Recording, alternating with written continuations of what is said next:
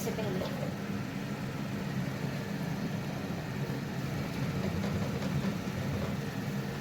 پیاز جب تھوڑے سے سافٹ ہو جائیں گے تو پھر ہم اس میں ٹماٹر اور نمک مرچ مسالہ ایڈ کریں گے. جی ویورس، تو اب آپ دیکھیں پیاز تھوڑے سے سوتے ہو گئے ہیں. پیاز سوتے ہو گئے ہیں، ہلکے سے تھوڑے لائٹ سے سافٹ ہو گئے ہیں. تو اب ہم اس میں یہ ٹماٹر ایڈ کر دیں گے، اور ٹماٹر کے ساتھ ہی ہم نے جو مسالے رکھے تھے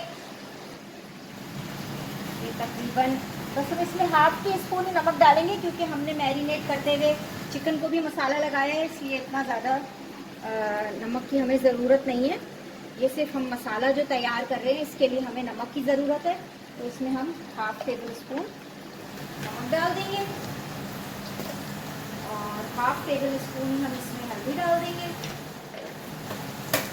ٹیبل اسپون نہیں، سوری، ٹی اسپون. اور یہ تقریباً 1 ٹی اسپون بھر کے ہم اس میں کٹی ہوئی لال مرچ ڈال دیں گے. جی تو ویورز، اب میں نے آپ کو بتایا تھا کہ ہم یہ مسالہ پہلے اس کا تھوڑا سا تیار کریں گے، اس کو کوک کریں گے، اور پھر یہ جو چکن ہے اس کو ہم اس کے اندر شفٹ کر دیں گے. تو یہ اب ہمارا مسالہ تھوڑا تیار ہو گیا ہے. اس کو بہت زیادہ نہیں بھوننا، بس اس کو ہلکا سا کوک کرنا ہے. اور پھر اس کے اندر آپ یہ چکن ساری جو آپ نے میرینیٹ کر کے رکھی تھی اس کی میرینیشن سمیت ہی آپ نے اس کو ڈالنا ہے. اس کی میرینیشن بھی جو ہے وہ بھی آپ نے اس کے اندر ہی ڈالنا ہے، تاکہ وہ، کیونکہ ہم یہ چکن جو ہے اس کو ہم روٹی یا چاول کے ساتھ سرو کرتے ہیں، تو اس لیے میں اس میں تھوڑی سی گریوی بناتی ہوں تاکہ اس کو کھانے میں جو ہے آسانی ہو.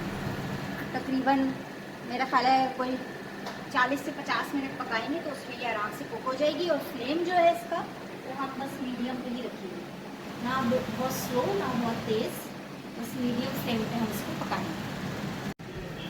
جی تو ناظرین، اب آپ دیکھیے یہ میرا اسٹیم چکن جو ہے وہ تیار ہو چکا ہے. اور جیسے کہ آپ کو نظر آ رہا ہے کہ اس کے اندر میں نے تھوڑی گریوی مسالہ بھی رکھا ہے تاکہ روٹی یا چاول کے ساتھ کھانے میں اس کو آسانی ہو.